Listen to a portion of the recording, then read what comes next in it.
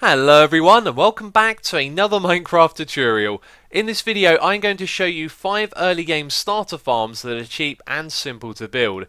With these farm designs you'll be able to get off to a great start in your world with no need for large amounts of effort gathering resources. These are quick and easy to make farms where efficiency and looks are not our priority. This is all about a fast and effective way to get going in your new Minecraft world.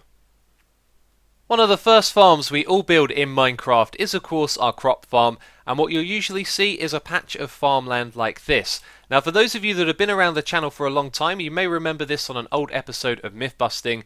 We had a look at the game code and we did some tests in the Minecraft world as well, and we found out that growing crops in rows makes them grow almost twice as fast. So this is a much more effective way of growing your crops, and this is my first tip for you in this video. Make sure you're growing your crops in rows, and that way they're going to grow faster and you're going to be able to get yourself more wheat, carrots and potatoes. So you can see here we've got a row of carrots, then wheat and potatoes, and the basic idea is to simply alternate which crop is in each row. This will work with beetroots in 1.9. And if you don't have any of these things, let's say you've only got wheat so far, then simply leave a gap in between and have a row of wheat, then a row of nothing, and then another row of wheat. So that's my first tip for you, and now let's move on to the second one. So now you should have a healthy supply of wheat, and we can use that wheat to breed cows and get ourselves lots of food and leather as well. Now the farm that we're going to build here is really simplified, and it's kind of like some other designs that you may have seen, but it's really cheap. The only thing that's expensive, you could say, is perhaps the dispenser. So I'm going to show you how to build this. We go down by 2 blocks, we break a block here and put a dispenser facing forward, and then up here on the surface we're going to put a lever right there. Now we're going to dig down 2 blocks and just clear out this little space right here. This is all you need to do, and then we're going to place down 3 signs. We've got 1 on either side of the dispenser and 1 opposite it.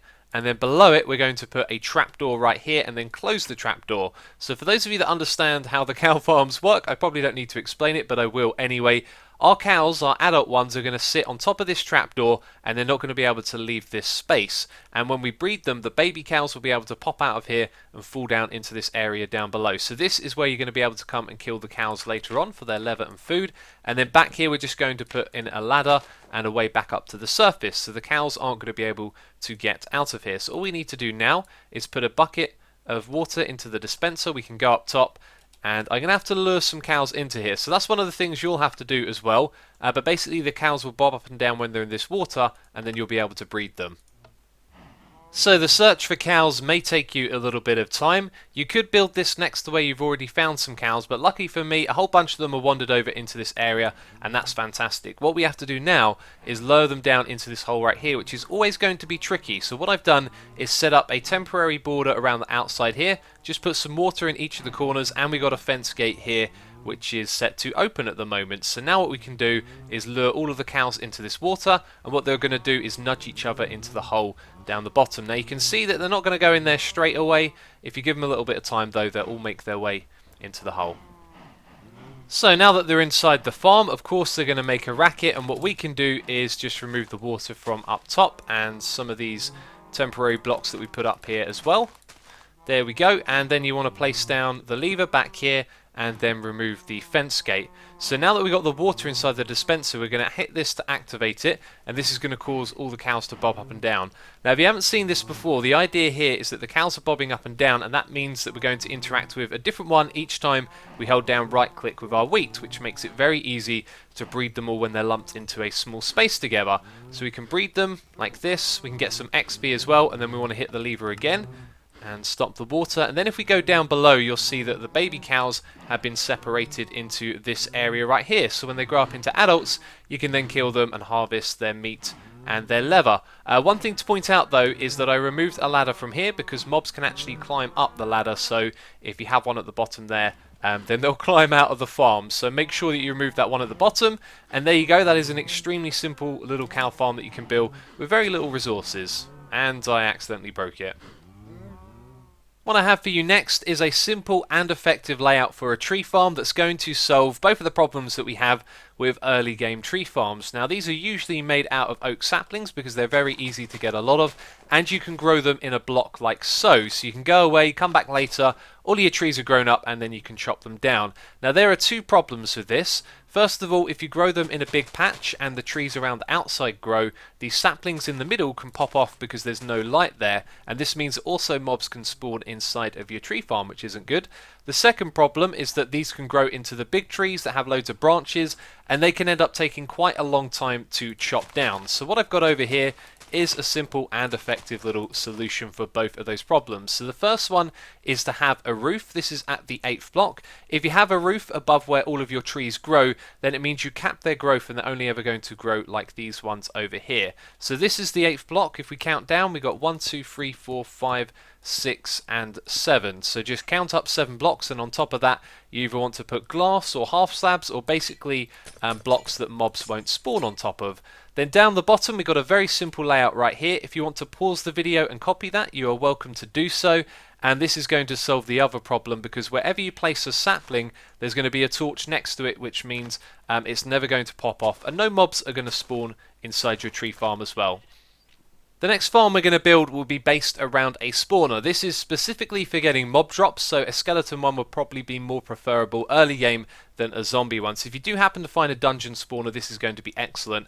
Now, most of the videos you've seen about this before are probably about creating the most efficient farm that you can, digging out all of the walls, building it with the right space, to move these skeletons out of here efficiently. What I'm going to suggest is that this time we do things a little bit different and make things very quick and easy for ourselves. So what we're going to do is plop down a bucket of water in each corner. We're also going to block off the wall over here, and then we're going to push all of the skeletons over to this space. Now, it probably would actually be a good idea to dig down by 1 block, just so that the water goes underneath the skeleton and isn't blocking this spawning area. But this is going to be a very simple and effective farm. So once we push the skeletons over here, we're going to throw down another bucket of water and simply go along as far as the water does. You need to go out a reasonable distance, because the way that we're going to kill them is with sunlight. So now what we're going to do is dig all the way up to the surface. You might want to be a little bit careful with that. Maybe take the coordinates when you're down there, find a safe way up, and then dig down. And if you do dig down in Minecraft, of course, always dig when you're standing on 2 blocks like this, and then that means that you can remove one, see what's below, then remove the other. Anyway, if we go all the way down here and remove the torches in the farm, we're simply going to have the skeletons spawn. They're going to make their way over here. It's such a simple and effective farm design. Maximum efficiency isn't always the best way to go when you can build something really quick and simple. And I've made a couple of revisions here. So first of all, you want to have a 2-block drop at the end here, just so when the next skeleton comes along, this one isn't going to nudge them back into the water stream. And I've only been here for a short while, already gathered a fair amount of drops, which is really good to see. And if we head back into here, I've also just put some blocks at the back here. That's because some of the skeletons could get caught behind the spawner. Now, I would highly recommend digging down by 1 or 2 blocks if you got the time, but if not, you can see just an extremely effective way to build a little farm. And of course, the one downside about this one at the moment is that it's only going to work in the daytime. So I'm going to show you a drowning alternative that is very cheap as well. So this alternative to killing them with sunlight is going to be very cheap. What you want to do is place down 3 signs like this, and then dig a hole in the back there, and then place a water source on this block so that it flows backwards into that one. That's then going to pull the skeletons in, and the water above is going to pull them up, and then they will drown. So remove 2 blocks up here, put them both with water, and this one right here as well. So you've got 3 water source blocks above this one, and then the thing is pretty much ready to go. So let me fill this in, and we will see it in action. There we go, so the skeletons go in, they get pulled backwards, they go up, and then the next one follows them up there. They're all going to stack up in a little group at the top, and after a short amount of time they'll start to take damage and eventually drown. So it'd be a good idea to put a hopper down the bottom here to collect the drops as well. So this 5th farm I wanted to include in the video isn't strictly early game. You will require a Silk Touch pick to use this.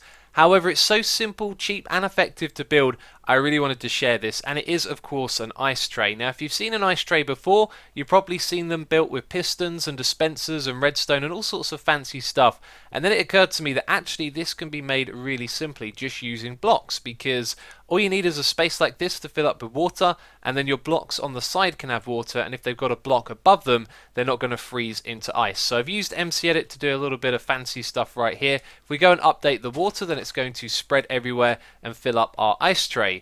And then slowly this stuff will convert to ice. Now that'll take a long time, and if you're in a snowy biome like this one, which is the ice plains, then it will freeze at any level. And if you go to extreme hills and go above Y90, that's another place where water will freeze into ice. So there's something about this that is just extremely satisfying. But you can see here, all you need for this farm is water down one side and the other, blocks above, and then that can create a big pool of water that will freeze into ice. So let's go across and let's finish harvesting this. All the water starts to flow out. As long as we get all the blocks here, you'll see when we go around to this side and remove all of these, then it can fill right back up again. So that concludes this video of 5 simple starter farms, although not strictly the last one, but there you go. I hope you have found those effective and that they will help you out with your Minecraft experience. If you've enjoyed the video, please do leave a like, and there are some more tutorials on the screen and down there in the description box for you to check out. Of course, the tutorials playlist is full of useful videos like this one, so be sure to check it out if you haven't done already. But that's it from me, so thank you for watching, and I'll catch you next time. Bye bye.